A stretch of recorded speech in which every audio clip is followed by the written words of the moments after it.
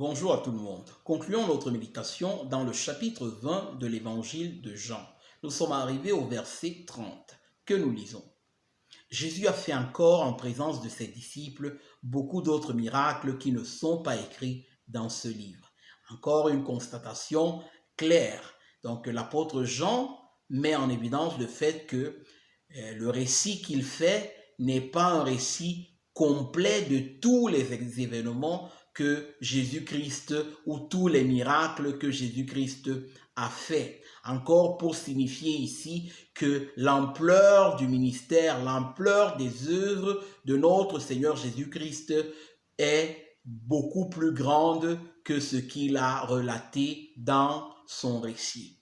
Au verset 31, il dit « Mais ces choses ont été écrites afin que vous croyiez que Jésus est le Christ, le Fils de Dieu, et qu'en croyant, vous ayez la vie en son nom. » L'objectif même de cet évangile, l'objectif même de ce récit que Jean fait, c'est afin que tous ceux qui l'écoutent, tous ceux qui le lisent, puissent se tourner vers Christ et croire que c'est lui le Messie, celui-là que Dieu avait établi, avait prévu pour qu'il fût un sacrifice pour le péché des hommes, pour qu'il fût leur défenseur, qu'il fût leur libérateur de l'esclavage du péché, de l'esclavage du diable, de la corruption de ce monde, afin qu'il puisse être libéré de l'oppression de Satan,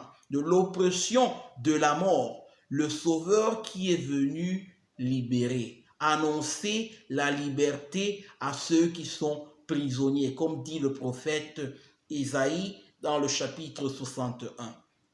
Jésus-Christ est le Messie de Dieu, celui que Dieu a préétabli pour libérer son peuple de tous ses ennemis. Et l'ennemi le plus redoutable, comme nous l'avons vu tout au long de cet évangile, est le péché. Il est venu vaincre le péché par son sacrifice. Il est venu vaincre celui qui avait le pouvoir sur le péché, Satan. Et donc, Christ est venu pour annoncer la liberté. Il est venu pour t'annoncer la liberté de l'esclavage de tes péchés.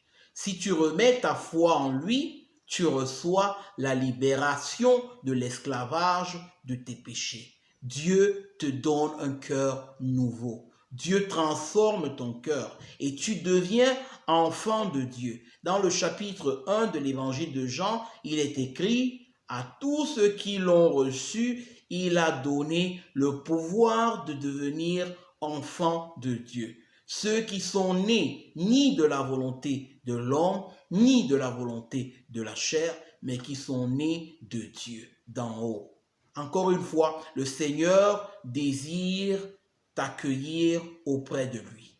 C'est pour cela qu'il a envoyé Jésus-Christ comme messager, comme sacrifice, afin que ta réconciliation avec le Père puisse être possible. Il a payé le prix de la justice de Dieu, qu'aucun pécheur ne pouvait payer, à cause justement de la corruption de son cœur.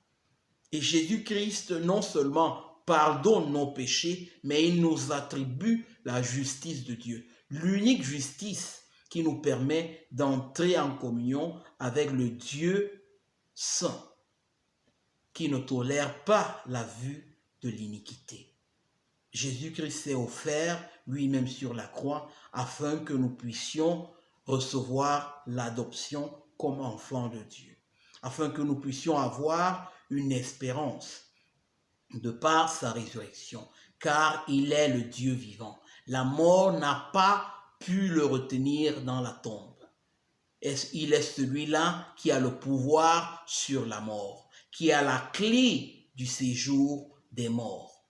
Celui-là qui peut perdre, celui-là qui peut sauver. Voilà pourquoi et dans d'autres évangiles, le Seigneur dit, je vais vous montrer qui vous devriez craindre. Ne craignez pas ceux qui peuvent tuer le corps, mais ils ne peuvent pas tu es l'âme. Ils ne peuvent pas faire outre que tu es le corps. Mais je vais vous montrer qui vous devriez craindre. Vous devriez craindre celui qui a le pouvoir de prendre l'âme et le corps et les jeter dans le feu éternel. Mais Jésus-Christ est venu nous libérer de la colère éternelle de Dieu. Voilà pourquoi il s'est offert lui-même. Et il offre encore ce matin à quiconque écoute cette parole, à quiconque écoute encore cet évangile, le pardon et la réconciliation. Il commande d'abandonner toutes nos voies pécheresses pour nous tourner vers lui, afin de rechercher sa justice, afin de rechercher sa sainteté. Si telle sera la disposition de notre cœur, alors le Seigneur sera pour nous une bénédiction. Il répondra à notre appel. Il viendra à notre secours. Donc il est temps de renoncer au péché pour se tourner vers Dieu, afin d'avoir la vie de Dieu, afin de marcher selon l'objectif, selon le plan initial pour lequel Dieu nous a créés. Dieu a créé l'homme afin qu'il puisse refléter sa gloire, afin qu'il puisse le glorifier dans tout ce qu'il fait, afin qu'il puisse louer, comprendre l'étendue de l'amour de Dieu pour ses créatures. Que Dieu te bénisse. Amen.